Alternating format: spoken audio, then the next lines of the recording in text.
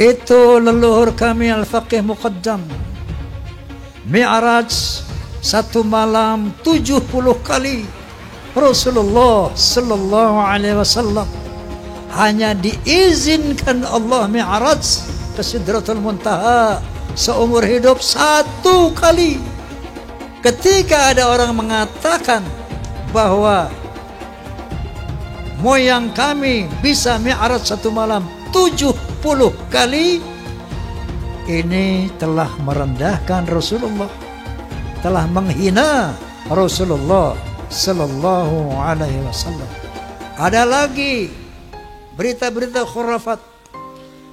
Leluhur kami kalau tidak malu sama Allah dapat memadamkan api neraka cuma dengan kelingking. Menghina Nabi sekarang menghina Allah subhanahu wa ta'ala. Banyak lagi cerita seperti itu. Leluhur mereka semuanya wali, bisa nurunkan emas dari langit. Yaman itu negeri paling miskin di Timur Tengah. Bagaimana kita percaya dia bisa nurunin emas dari langit? Nah, ini membuat satu faktor menguatnya keraguan saya tentang apa iya cucu Nabi ini kayak begini. Dari 3 disiplin ilmu ini, menurut sejarah, menurut ilmu nasab, menurut ilmu filologi, menurut ilmu DNA, maka muncullah hakul yakin bahwa Ba'alawi bukan keturunan Nabi sallallahu alaihi wasallam. Mitos tentang kesucian Habib di Indonesia perlahan runtuh.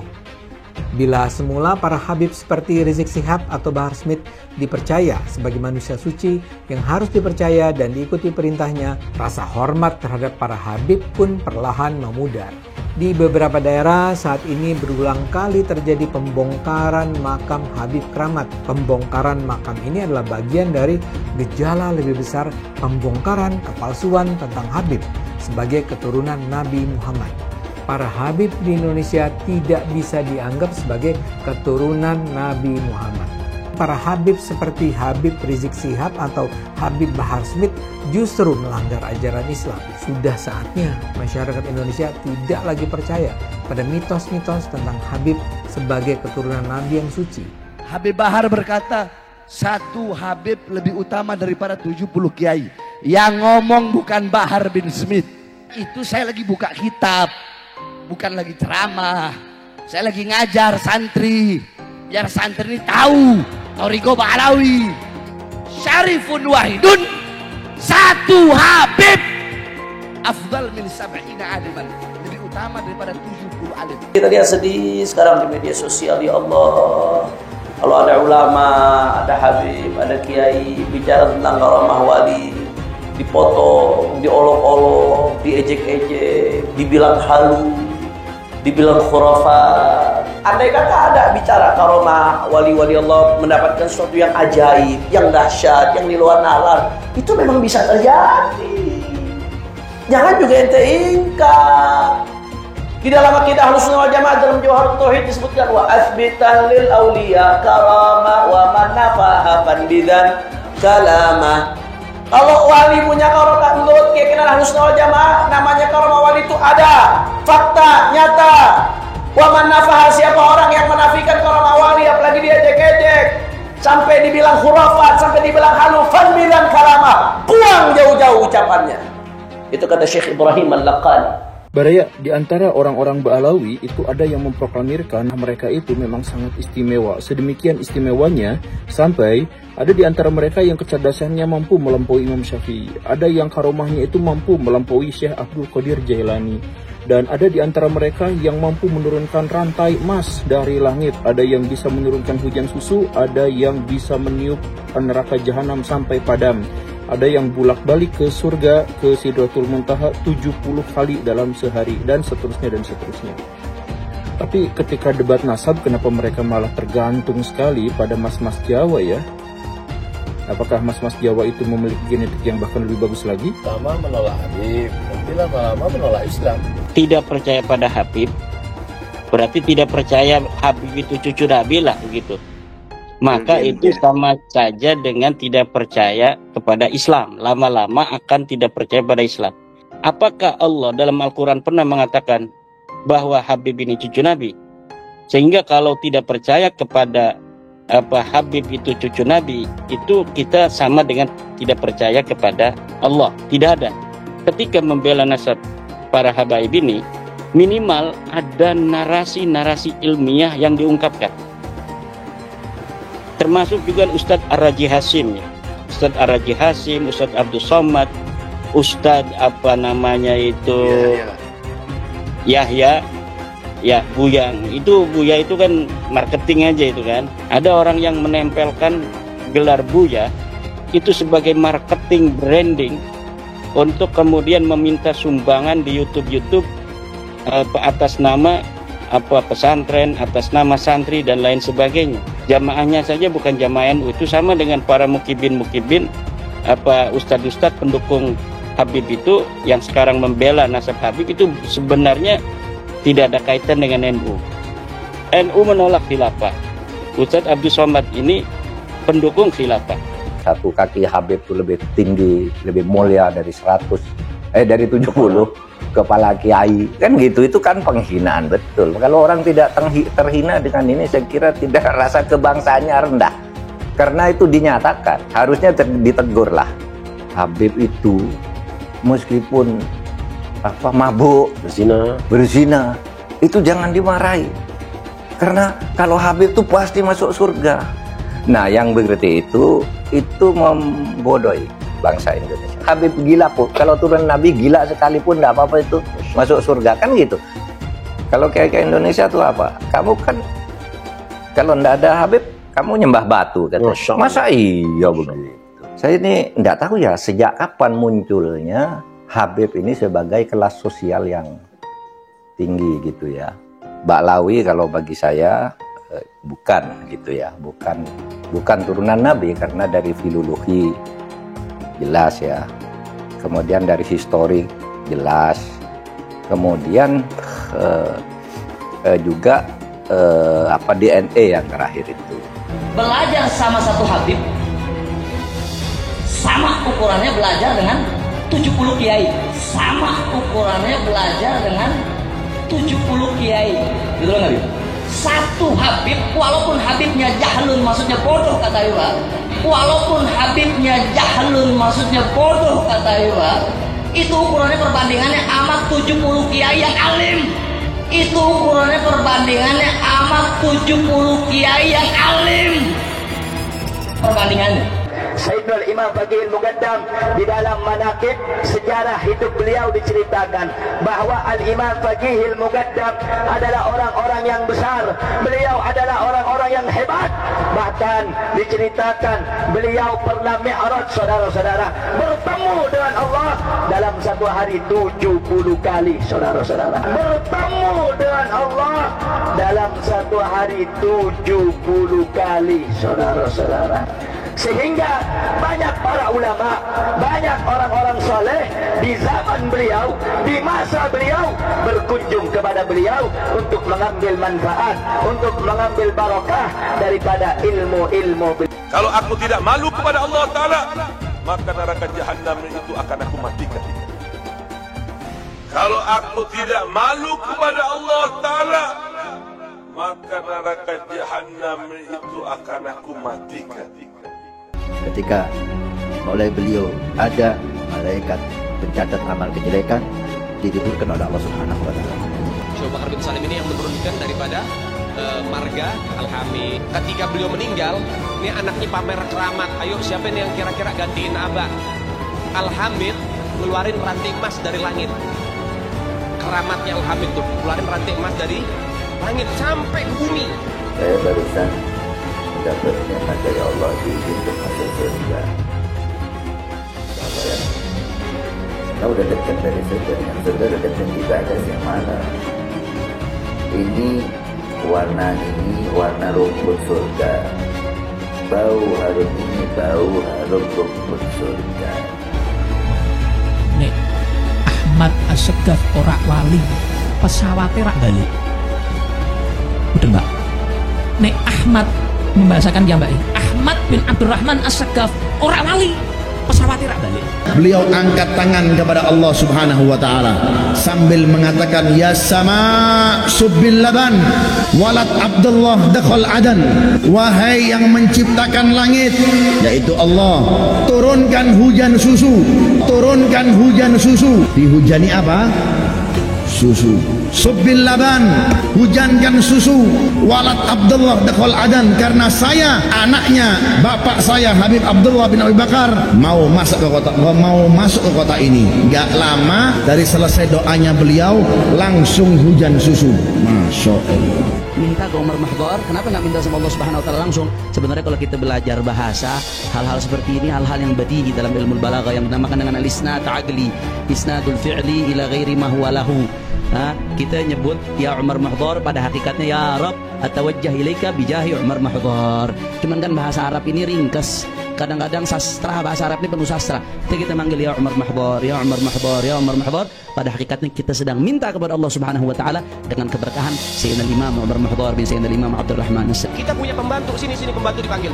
Itu diambil jenazahnya, diindung-indung lagi, dibacain lagi. Ya bintul gutub, ya zaujatul gutub, ya ummul gutub. Itu anak langsung bergerak berdiri, langsung lari-lari lagi baru pembantu nih. Oh, tempatnya terbatas, kebetulan diriannya makamnya Habib Musyayikh untuk ditempati oleh mayit yang lain.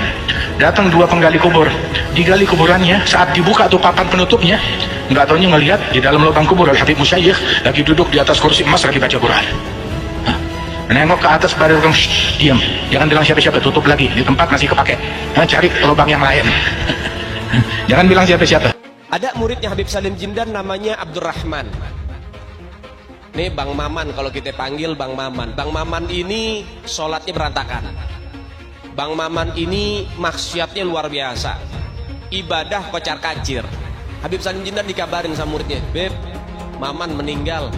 Sebelum ditutup, habis beliau tulis, ditaruh ke kertas, beliau bilang, Man, gue tahu lo ibadahnya berantakan, tapi lo cinta sama dzurriyyat Nabi Muhammad, ikhlas dari dalam hati. Nanti kalau malaikat Munkar Nakir datang nanya pertanyaan kubur, jangan lo jawab, Man, lo kasih surat dari gue, lo masuk surga tanpa hisab. Ada satu orang fajir, ketika dia wafat, dia dikuburkan di dekat pemakaman para aulia. Karena ini orang fasik, ini orang fajir, ini orang fasik, maka dalam kubur dia disiksa oleh Munkar Nakir, saudara-saudara. Ketika dia sedang disiksa oleh Munkar Nakir, ketika dia sedang diazab oleh Munkar Nakir, tiba-tiba Faqih Mugaddam Muhammad bin Ali Ba'alawi masuk ke dalam kuburnya itu orang. Faqih Mugaddam berkata, ruh ya Munkar wa Nakir, pergi kamu wahai Munkar dan Nakir, jangan kamu siksa ini orang, jangan kamu azab ini orang. Kamu azab dia, kamu siksa dia, kamu cambuk dia, teriakan dia, jeritan dia mengganggu zikirku kepada Allah Subhanahu wa taala. Itu orang fasik dapat syafaat gara-gara kuburnya dekat dengan kuburnya orang soleh. Kalau sudah nggak ada ahli bait di atas bumi ini, ya sudah saatnya kiamat sudah. Semenjak masih ada ahli bait aman, belum saatnya kiamat. Walaupun banyak masalah di atas bumi ini. Umat Islam mulai gaya, mulai mengkoreksi Habibnya, mulai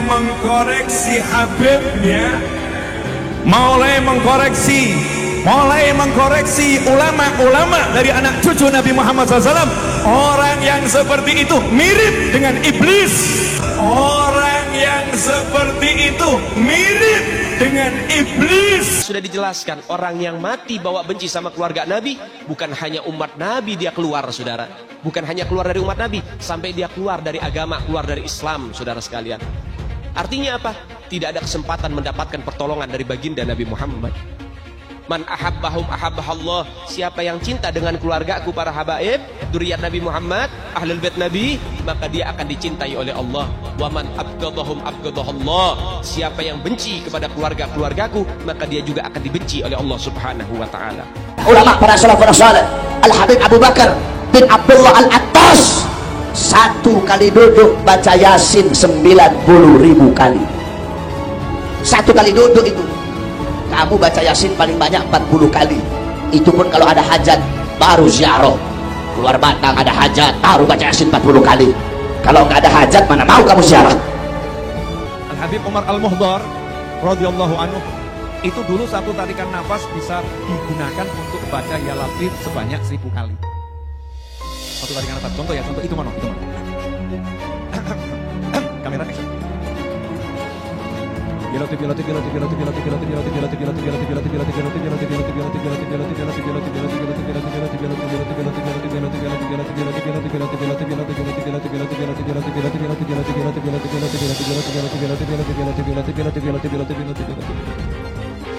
Al-Imam Muqaddam Tsani Habib Abdurrahman Assegaf di umur 7 tahun mengkhatamkan Al-Quran dalam 1 rakaat salatnya. Bisa kamu ikuti? 33 tahun Habib Abdurrahman Assegaf gak tidur. Ditanya Habib, kenapa kok Habib 33 tahun gak tidur? Jawab beliau, bagaimana saya bisa tidur? Melihat ke kanan surga, melihat ke kiri neraka, dalam riwayat melihat ke atas arasnya Allah Subhanahu wa ta'ala. Itu amalan beliau. Ini tisu berapa harganya tisu ini? Tapi kalau sudah dilapkan, diusapkan ke mukanya Habib Umar, oh, ini tisu berapa harganya tisu ini? Tapi kalau sudah dilapkan, diusapkan ke mukanya Habib Umar, oh, 200 juta ditawar semua. Aulia yang kita kenal di Indonesia ini, mereka itu aulia dari Yaman, Hadramut, terutama Tarim dan sekitarnya, bagian Muqaddam, Muhajir Allah Madinisa, dan Pulau Jawa Indonesia ini dikatakan Bintu Tarim. Ini punyanya aulia Tarim. Tapi kita pernah dengar daripada para salihin bahwa Indonesia ini milik aulia Tarim. Rasa kebanggaan saya terhadap Indonesia itu ternodai oleh sikap-sikap beberapa habaib dan para pejuang Indonesia itu diremehkan. Misalnya cerita bahwa proklamasi kemerdekaan milik 17 Agustus itu karena bisikan Habib tertentu kepada Bung Karno, itu kan tidak pernah ada dalam cerita itu. Tidak ada Habib, cerita Habib ini tidak pernah ada di dalam sejarah, kecuali dulu menjadi Usman Yahya itu menjadi muftinya Belanda yang mengharamkan kita melawan Belanda. Justru itu Habib yang jelas itu tertulis dalam sejarah. Kalau Habib berbisik ke Bung Karno kapan? Dan tidak pernah ada cerita itu. Nah, kalau sekarang lalu Habib, lalu para pejuang dihabibkan semua kan, Diponegoro, siapa lagi? Imam Bonjol. Wah, itu kebanggaan orang Jawa loh, Diponegoro itu. Lalu dihabibkan. Habib dari mana? Indonesia terbesar di dunia. Bangsa ini akan aman, bangsa ini akan sejahtera, bangsa ini akan makmur selama anak cucu Nabi Muhammad SAW tidak diganggu, tidak diusik, dimuliakan, dicintai, disayangi. Karena apa? Ada doa dari kakeknya, pemimpin kita semua, Baginda Muhammad Sallallahu Alaihi Wasallam. Limited edition ini. Muka-muka impor. Kalau lo kan muka lokal.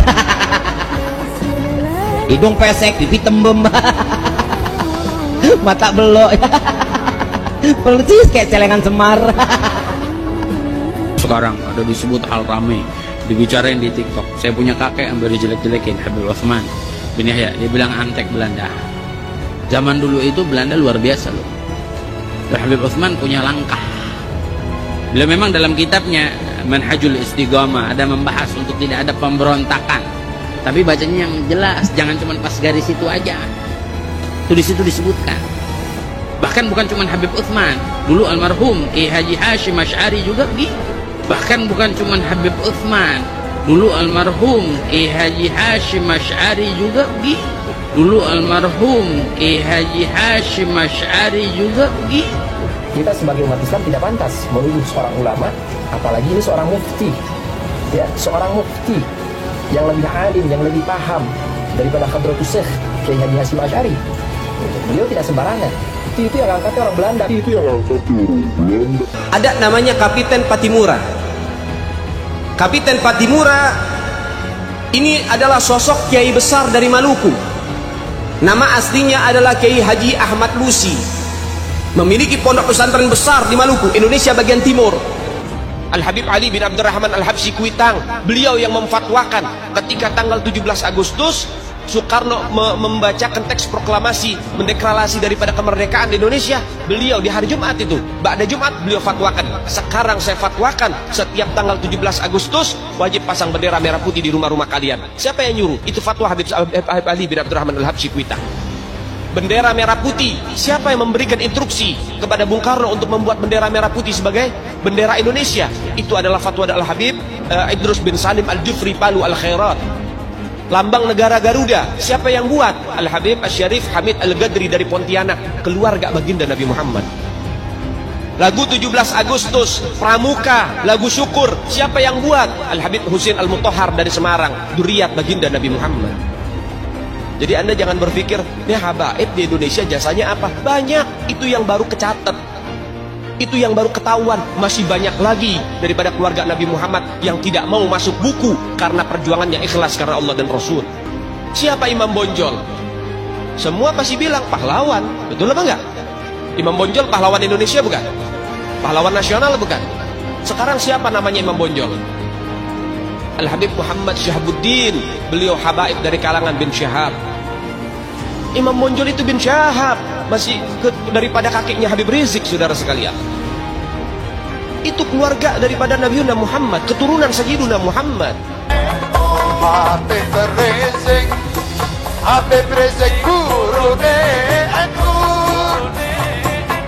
Habib Rizik, Habib Rizik idolane aku. Jengkol dan loyalis-loyalis yang mengatasnamakan, yang bertopengkan NU, tapi dalam kenyataannya sangat-sangat bodoh, yang membuat kalian tersinggung. Sangat bodoh kalian. Hancurkan penipu-penipu seperti kalian. Kecil. Norak kalian, bobrok kalian. NU tidak dibentuk oleh Hasyim Asy'ari yang nol besar. Saya tantang kalian. Hasyim Asy'ari adalah sejarahnya sejarah Kopinho, sejarah penuh kebohongan. Kalian Pancasila Soekarno, ketuhanan ada di pantat. Hai teman-teman, tahun ini adalah tahun yang bagus untuk trading di market kripto, terutama Bitcoin dan kripto lainnya. Teman-teman bisa gunakan kesempatan ini untuk mencari cuan dengan trading di market kripto. Untuk trading, teman-teman cukup registrasi dengan menggunakan link di kolom deskripsi, lalu deposit, tentukan apa yang ingin kalian tradingkan, lalu tekan tombol buy. Sesimpel itu. Untuk minimal deposit, cuman Rp400.000 saja. Kita tidak dikenakan fee sama sekali. Saat ini lagi ada promo spesial. Welcome bonus buat kamu yang register dan deposit. Teman-teman akan dapatkan 100% dari jumlah deposit pertama. Contohnya teman-teman deposit 1 juta, maka akan menjadi 2 juta. Karena welcome bonus 100% dari jumlah depositnya.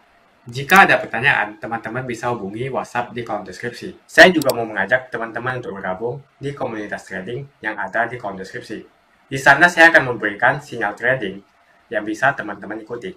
Seperti biasa, kalau kamu suka dengan video ini, jangan lupa komen, klik like, dan subscribe. Satu keyakinan hakul yakin bahwa Ba'alawi bukan keturunan Nabi Sallallahu Alaihi Wasallam. Ini sosok Habib ini bercerita seperti ini. Kalau ada Habib yang mabuk-mabukan, yang berjudi, mencuri, jangan kata apa-apa. Kenapa? Mereka adalah cucu Rasulullah. Mereka itu ahli surga. Rasulullah SAW pemegang kunci surga. Tentunya setelah beliau masuk, pasti yang diutamakan adalah keluarganya, keturunannya. Maka ketika ada Habib yang melakukan kemaksiatan tadi, jangan kata apa-apa. Itu leluhur kami Al-Faqih Muqaddam. Mi'raj 1 malam 70 kali. Astaghfirullahalazim. Rasulullah Sallallahu Alaihi Wasallam hanya diizinkan Allah Mi'raj ke Sidratul Muntaha seumur hidup 1 kali. Ketika ada orang mengatakan bahwa moyang kami bisa Mi'raj 1 malam 70 kali, ini telah merendahkan Rasulullah, telah menghina Rasulullah sallallahu alaihi wasallam. Ada lagi berita-berita khurafat. Leluhur kami kalau tidak malu sama Allah dapat memadamkan api neraka cuma dengan kelingking. Menghina Nabi sekarang menghina Allah subhanahu wa ta'ala. Banyak lagi cerita seperti itu. Leluhur mereka semuanya wali, bisa nurunkin emas dari langit. Yaman itu negeri paling miskin di Timur Tengah. Bagaimana kita percaya dia bisa nurunin emas dari langit? Banyak cerita-cerita khurafat yang lainnya. Ada seorang tukang kacang namanya Sulaiman. Ini tukang kacang sangat cinta sama habaib. Kalau habaib minta kacangnya dikasih semuanya. Saking cintanya sama habaib. Man minta kacang dikasih semua. Man minta kacang dikasih semua. Satu saat si Maman mati. Begitu Maman mati, lapor ini orang kepada Habib tadi. Beb, Maman mati. Ini Maman ahli maksiat. Ibadahnya berantakan. Datanglah ini Habib. Ngasih surat. Ditaruh di lehernya di belakang mayit itu. Man. Nanti kalau Munkar wa Nakir tanya, jangan dijawab. Kasih aja ini surat. Inti masuk surga tanpa hisab. Banyak khurafat-khurafat yang mengajarkan. Ya. Nah, ini membuat satu faktor menguatnya saya, keraguan saya tentang apa iya cucu Nabi ini kayak begini. Muncullah baru tesis Kiai Haji Imaduddin Utsman Al-Bantani. Muncul apa beliau? Gus Abbas Cirebon Buntet. Kiai Imaduddin tentu saja sebagai seorang kiai mujtahid bahkan bisa menjelaskan secara ilmiah bahwa kepalsuan Ubaidillah ini. Dari sini mulai keraguan saya yang selama 50 tahun itu bertambah menjadi yakin. Beliau bercerita di antaranya bahwa yang namanya Ahmad bin Isa, keturunan Rasulullah sallallahu alaihi wasallam, sejak abad ke-4, ke-5, ke-6, ke-7, ke-8 sampai 9 awal itu tercatat di dalam manuskrip kuno. Hanya punya anak 3, Hasan, Muhammad, Ali dan Hussein. Selama 550 tahun itu sejarah menulis itu.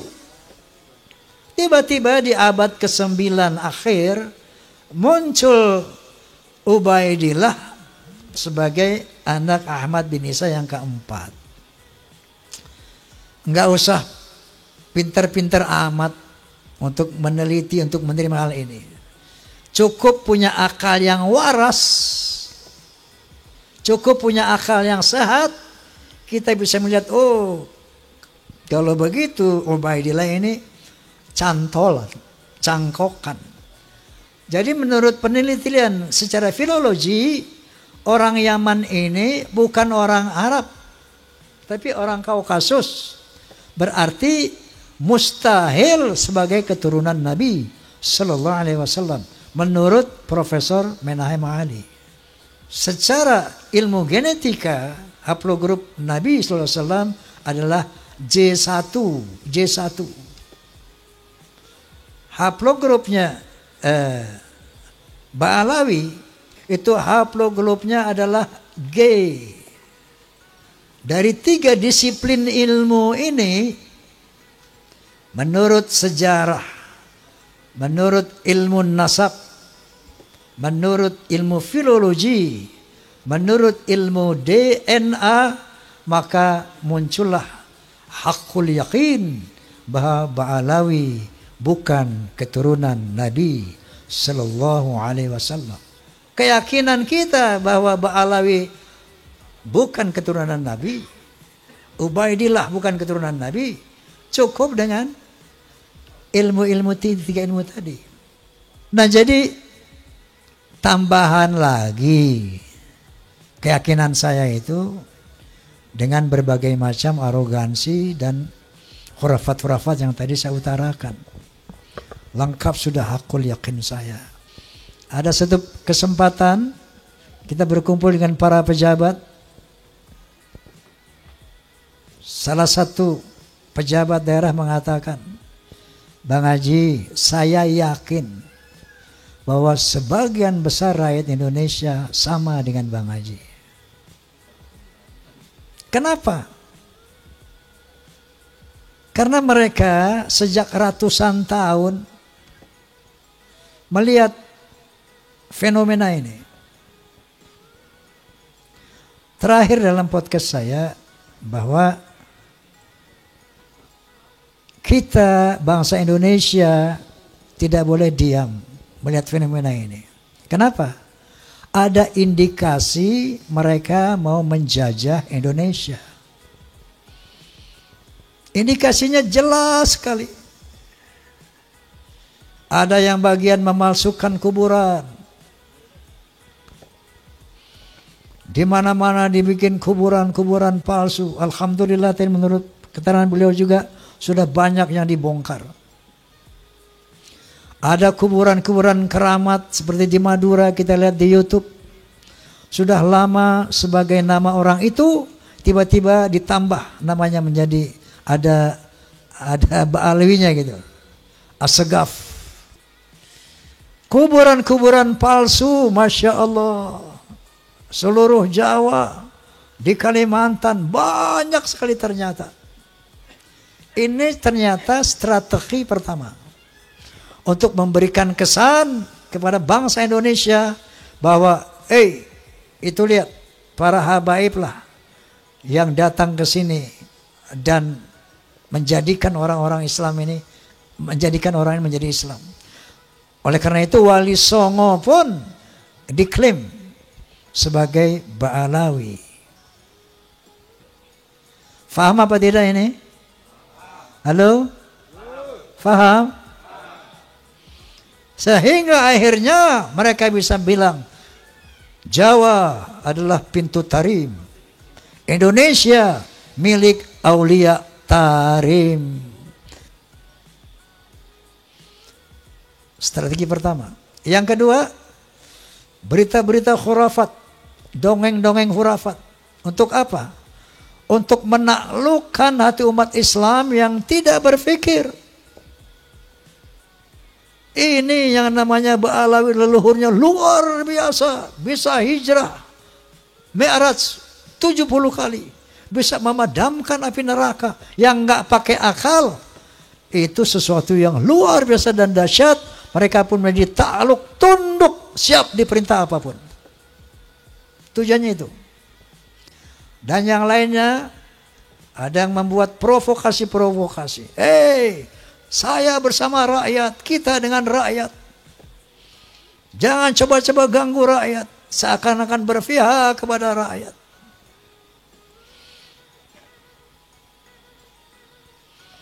Ada lagi provokator.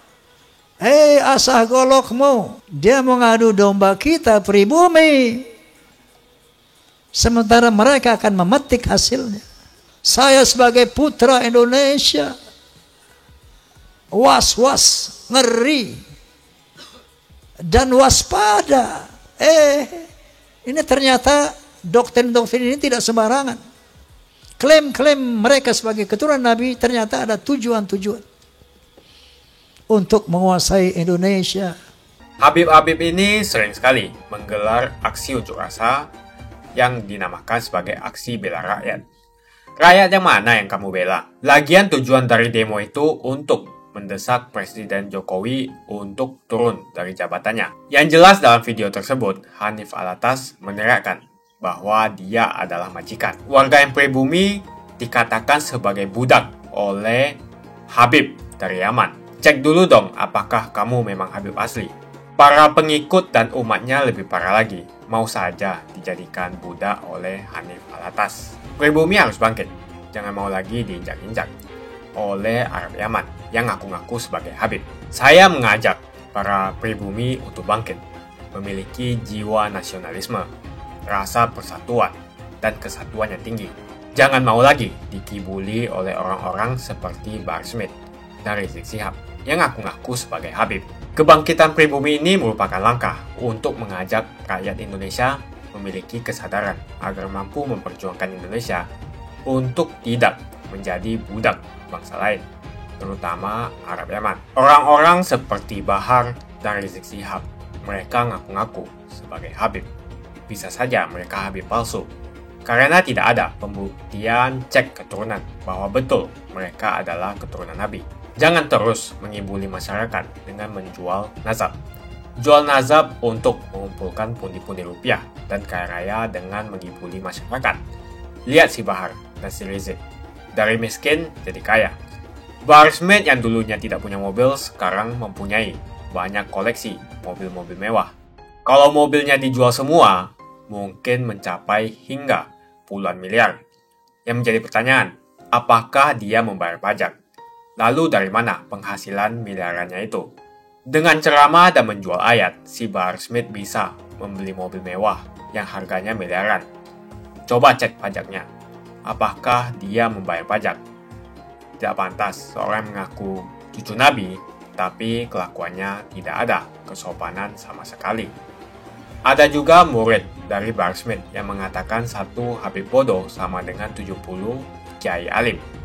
Mau sampai kapan bangsa Indonesia mampu dia menahan diri dan membiarkan bangsanya sendiri dihasut, diadu domba, diperdaya dan diperalat, bahkan diperbudak oleh manusia-manusia keturunan Yaman yang notabene pendatang dan belum jelas juga Habib asli atau bukan. Disuruh lakukan cek keturunan dia takut, gak berani. Berani tidak mereka yang ngaku Habib itu lakukan tes untuk membuktikan mereka betul keturunan Nabi?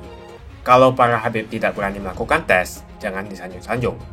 Apalagi ajaran yang disampaikan penuh dengan ujaran kebencian, seperti Bahar Smith, Rizik Syihab, dan penceramah-penceramah lainnya. Tak usahlah panggil Habib-Habib, seakan-akan keturunan Arab kastanya lebih tinggi dari keturunan pribumi atau keturunan Cina. Seakan-akan Cina dan pribumi di bawah orang Arab. Namun Cina sudah menjadi nomor 1 di dunia. Dan saya percaya Indonesia akan menjadi negara maju dengan mayoritas pribumi. Seharusnya Arab Yaman harusnya belajar dari negeri Cina. Seperti kata kitab suci, belajarlah sampai negeri Cina. Begitu saja opini saya hari ini. Tuliskan opini kalian tentang Bahar Smith di kolom komentar. Jika kalian setuju dengan pendapat saya, ayo tekan like di video ini. Dan bagikan video ini ke teman dan family Anda supaya mereka semua mengetahui tentang informasi ini. Tekan tombol subscribe dan bunyikan lonceng notifikasi supaya kamu tidak ketinggalan